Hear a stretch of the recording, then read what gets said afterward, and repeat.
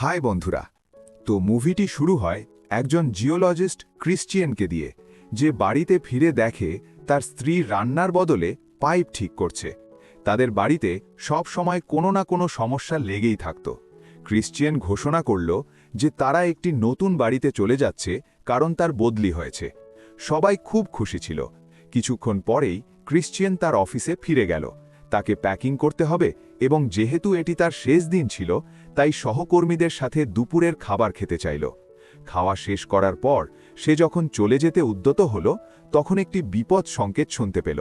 সে দ্রুত মনিটরগুলো পরীক্ষা করল। গ্রাউন্ড ওয়াটার লেভেল হঠাৎ কমে গেছে, কিন্তু অন্য কিছু ঘটেনি। এই পতন কোনো যৌক্তিক কারণ ছাড়াই ছিল, তাই সে চিন্তিত হয়ে পড়ল। তার বস তাকে চিন্তা করতে মানা করলেন, কারণ পাহাড়গুলো ঠিকঠাকই মনে হচ্ছিল। সেন্সর থেকে কোনো অস্বাভাবিক রিডিং পাওয়া যায়নি, তাই সব কিছু নিয়ন্ত্রণে ছিল। ক্রিশ্চিয়ান রাজি হল এবং চলে গেল, কিন্তু ফেরি ঘাটে যাবার পথেও সে চিন্তিত ছিল। পানি কিভাবে এতটা নিচে নেমে যেতে পারে? ফেরির জন্য অপেক্ষা করার সময় ক্রিশ্চিয়ান পাহাড়ের দিকে তাকালো এবং কিছু একটা বুঝতে পারল। সে ছুটে জিওলজিক্যাল সেন্টারে ফিরে গেল। সে তার সহকর্মীকে জানালো যে সমস্যাটি সেন্সরে নয়, বরং কেবেলে। ক্রিশ্চিয়ান ব্যাখ্যা করল যে পানি এমনি এমনি গায়েব হয়ে যায় না, এটি নতুন পথ এবং স্তর তৈরি করে, যা ঘর্ষণের সৃষ্টি করে। যদি সংযোগ বিচ্ছিন্ন হয়ে যায়, তবে এর স্পষ্ট অর্থ হল ঘর্ষণের ফলে কেবেলগুলো ছিঁড়ে গেছে। যখন ক্রিশ্চিয়ান এবং তার সহকর্মী পরীক্ষা করল, তারা দেখল যে কেবেলগুলো সত্যিই ছিঁড়ে গেছে। তারা ফিরে এলো এবং ক্রিশ্চিয়ান রাগে ফেটে পড়ল যে তারা পরিস্থিতিটি সঠিকভাবে বিশ্লেষণ করতে পারেনি। প্যানিক এড়াতে তারা শুধু একটি হলুদ সংকেত বা হালকা বিপদের ঘোষণা দিতে পারল। কিন্তু ক্রিশ্চিয়ান অনুভব করল যে বিপদ আরও ভয়াবহ। সে তার সন্তানদের খুঁজতে গেল। তারা ফেরি ঘাটে ছিল না। তারা তাদের মায়ের সাথে হোটেলে ফিরে গিয়েছিল। তার ছেলে বলল সে মায়ের সাথে কাল ফিরবে। ক্রিশ্চিয়ান তার মেয়েকে নিয়ে চলে গেল। ইতিমধ্যে জিওলজিক্যাল সেন্টারে জর্জ হঠাৎ লক্ষ্য করল মনিটরে অদ্ভুত তথ্য দেখাচ্ছে যে পাথরগুলো সংকুচিত হচ্ছে। জর্জ তার বসকে জানালো। আতঙ্কিত হয়ে বস পাহাড়ে যাওয়ার সিদ্ধান্ত নিলেন, একজন সহকর্মীকে সাথে নিয়ে সেন্সরগুলো পরীক্ষা করতে। ক্রিশ্চিয়ান বিচলিত হয়ে কি ঘটছে তা জানতে আবার সেন্টারে কল করল। জর্জ ব্যাখ্যা করল এবং ক্রিশ্চিয়ান আতঙ্কিত হয়ে পড়ল। সে দ্রুত ফিরে গেল পুরনো ফাইলগুলো পরীক্ষা করতে। তার মনে পড়ে গেল একই রকম একটি ঘটনা তার গবেষণার সময় থেকে। রেকর্ডগুলো দেখালো যে পাহাড়গুলো দূরে সরে যাচ্ছে না, বরং একে অপরের দিকে চেপে আসছে। তারা সংকুচিত হচ্ছিল, যা সুনামির লক্ষণ। পাহাড় ধসের আগে মাটি এভাবেই ভেতরের দিকে টেনে নেয়। সে সেন্টারে ফোন করল তার বসকে সতর্ক করার জন্য, কিন্তু বস তখন পাহাড়ের ভেতরে ছিলেন। যখনই তারা চলে যাওয়ার সিদ্ধান্ত নিল, হঠাৎ একটি ভূমিকম্প আঘাত হানল এবং পাথরগুলো কেঁপে উঠল। তারা দুজনই আহত হলেন এবং তার সহকর্মীর পা পাথরের খাঁজে আটকে গেল। এই ভয়াবহ সময়ে তারা সেন্টারের সাথে সম্পূর্ণ যোগাযোগ হারিয়ে ফেলল। পানির স্তর নিচে নেমে গেল, যার মানে হল সুনামি আসছে। ক্রিশ্চিয়ান তার সহকর্মীকে বলল দ্রুত বিপদ সংকেত বাজাতে এবং শহর খালি করতে। মার্গারেট সাইরেন বাজাল। সবাই আতঙ্কে শহর ছাড়তে শুরু করল। কিছুক্ষণ পরেই যখন তারা তাদের সহকর্মীদের উদ্ধারের চেষ্টা করছিল, তখন ভূমিকম্পে একটি পাথর ভেঙে পড়ল। এটি বসের মাথায় আঘাত করল এবং বস তৎক্ষণাৎ মারা গেল। ক্রিশ্চিয়ান ট্রাফিক জ্যামে আটকে গেল। সে লোকজনকে পাহাড়ের দিকে দৌড়াতে বলল। সে তাদের দৌড়াতে বলল। তারপর হঠাৎ সে দেখল তার প্রতিবেশী গাড়িগুলোর মাঝখানে আটকে গেছে। সে তার মেয়েকে এগিয়ে যেতে বলল, যতক্ষণ না সে মহিলাটিকে সাহায্য করছে। হোটেলে ক্রিশ্চিয়ানের স্ত্রী এডেন দরজায় কড়া নাড়ল অতিথিদের সতর্ক করতে। সে বুঝতে পারল তার ছেলে নিখোঁজ। এরই মধ্যে ক্রিশ্চিয়ান তার প্রতিবেশীকে মুক্ত করল। সে চেষ্টা করল তাকে তুলতে, কিন্তু সুনামি খুব কাছে ছিল। তার আর কিছু করার ছিল না। সে তার প্রতিবেশীকে একটি গাড়ির ভেতর টেনে নিল, কিন্তু ঠিক তখনই সুনামির পানি তাদের গাড়িতে আঘাত করল, যা তাদের অচেতন করে দিল। হোটেলে এডেন তার ছেলেকে খুঁজে পেল। সে তাকে এবং এক অতিথিকে নিয়ে বাইরে এলো, কিন্তু বাস ছেড়ে গিয়েছিল। সুনামি একদম সামনে ছিল। তারা দ্রুত হোটেলের জরুরি বাংকারের দিকে দৌড়াল, কিন্তু সেই অতিথি ভেতরে ঢুকতে পারল না। পানি ভেতরে ঢুকে পড়ল এবং জানালার কাচ ভেঙে দিল। এডেন বাংকার বন্ধ করে দিল ঠিক যখন সেই অতিথি পানিতে ভেসে গেল।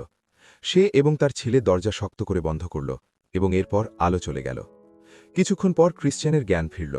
সে দেখল তার প্রতিবেশী তার পাশে মৃত অবস্থায় পড়ে আছে। সে স্তব্ধ এবং ব্যথিত হল। সে নিজেকে টেনে গাড়ি থেকে বের করে পাহাড়ে উঠল। সে বেঁচে যাওয়া লোকজনের দিকে তাকাল এবং তার মেয়ের খুঁজতে লাগল। যখন সে জুলিয়াকে খুঁজে পেল, সে তাকে জড়িয়ে ধরল। সে প্রতিবেশীর হাজব্যান্ডের দিকে নিঃশব্দে তাকাল এবং তার স্ত্রীকে বাঁচাতে না পারার জন্য ক্ষমা চাইল। জিওলজিক্যাল সেন্টারে জর্জ সেই ব্যক্তির কাছ থেকে একটি ফোন পেল, যে পাহাড়ে আটকা পড়েছিল। সে জানালো বস মারা গেছে। এই খবর তাদের শোকাতুর করে দিল। ইতিমধ্যে ক্রিশ্চিয়ান তার পরিবারের কথা ভেবে হোটেলের দিকে গেল। বাস আসেনি। সে তার মেয়েকে প্রতিবেশীর কাছে রেখে গেল। হোটেলের বেসমেন্টে এডেন দরজা দিয়ে পানি আটকে রাখার চেষ্টা করছিল। এডেন তার ছেলেকে বলল দরজা ধরে রাখতে। তখন সে ভেন্টগুলো পরীক্ষা করছিল। যখন সে নড়াচড়া করল, হুড়মুড় করে পানি ঢুকতে লাগল। তার ছেলে আতঙ্কিত হয়ে পড়ল। এডেনও হতাশ হয়ে পড়ল এই সংকটের সময় তার ছেলের প্রতিক্রিয়া দেখে। সেখানে একজন আতঙ্কিত মানুষও ছিল। পালাতে না পেরে সে এডেনকে বলল যে যদি তারা বের হওয়ার পথ না পায় তবে তারা মারা যাবে। ইতিমধ্যে ক্রিশ্চিয়ান ধ্বংস হয়ে যাওয়া হোটেলের কাছে পৌঁছল। যখন সে বাসের কাছে পৌঁছল, তখন সে বাসের ভেতর দেখল। সেখানে সে তার এক কলিগের মৃতদেহ দেখল। সে খুব কষ্ট পেল, কিন্তু তার দুঃখ আশায় রূপান্তরিত হল যখন সে বুঝল এডেন এবং তার ছেলে সেখানে নেই। তারা হয়তো বেঁচে আছে। সে হোটেলে গেল যেখানে বেসমেন্টটি পানিতে ভরে যাচ্ছিল। পানির স্তর অনেক বেড়ে গেল এবং সেখানে শ্বাস নেওয়ার জন্য সামান্য জায়গা ছিল। অন্য লোকটি পুরোপুরি আতঙ্কিত হয়ে পড়ল। সে নিজেকে বাঁচাতে এডেনের ছেলেকে পানির নিচে চেপে ধরল। যখন এডেন তার ছেলেকে বিপদে দেখল, সে লোকটিকে পানির নিচে ডুবিয়ে মারল তার ছেলেকে বাঁচাতে। আমরা এরপর দেখি ক্রিশ্চিয়ান হোটেলে খুঁজছে। সে তাদের খুঁজে পেল না। সে বেসমেন্টের দিকে নজর দিল না, কারণ তা পুরোপুরি ডুবেছিল। সে ভাবেনি কেউ সেখানে থাকতে পারে। যখন সে চলে যাচ্ছিল, তখন সে তার ছেলের ব্যাগ দেখতে পেল।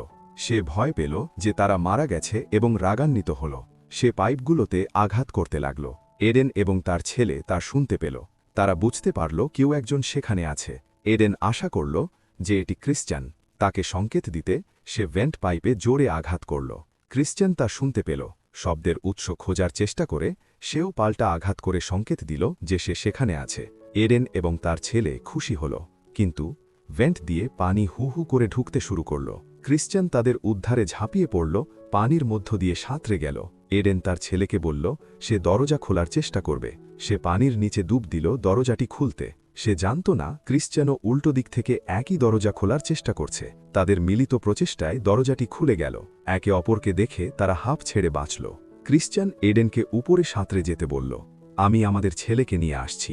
ছেলেটি তার বাবাকে দেখে খুশি হল। ক্রিশ্চিয়ান তাকে আসতে বলল, কিন্তু সে পানির নিচে যেতে খুব ভয় পাচ্ছিল।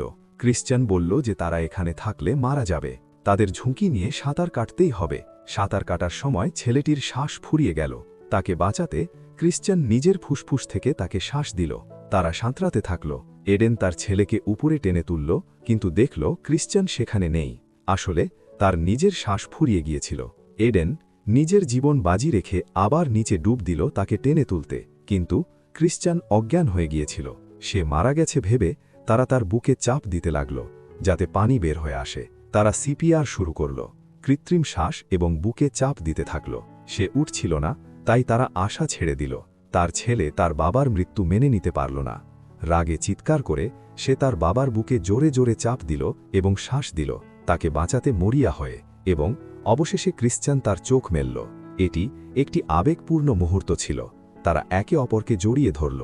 তারপর তারা সেই পাহাড়ের দিকে গেল যেখানে বেঁচে থাকা লোকজন ছিল। জুলিয়া সেখানে অপেক্ষা করছিল ভীষণ দুশ্চিন্তায়। হেলিকপ্টারের শব্দ শুনে তার খুব কষ্ট হচ্ছিল ভেবে যে তার পরিবার আসছে না এবং শুধু তাকেই উদ্ধার করা হবে। সে যেতে চাইছিল না। তার উদ্বেগ বাড়তে থাকল যতক্ষণ না সে দেখল তার পরিবার আসছে। এই দৃশ্যটি তাকে স্বস্তি দিল। সে তার বাবার দিকে দৌড়ে গেল এবং ক্রিশ্চিয়ান তাকে কোলে তুলে নিল। পরিবারটি অত্যন্ত আনন্দিত হল, কারণ তারা আবার একত্রিত হতে পেরেছে। বিপর্যয় সত্ত্বেও তারা একসাথে বেঁচে ফিরল। তারা উদ্ধার পেল। আর এভাবেই মুভিটি শেষ হয়।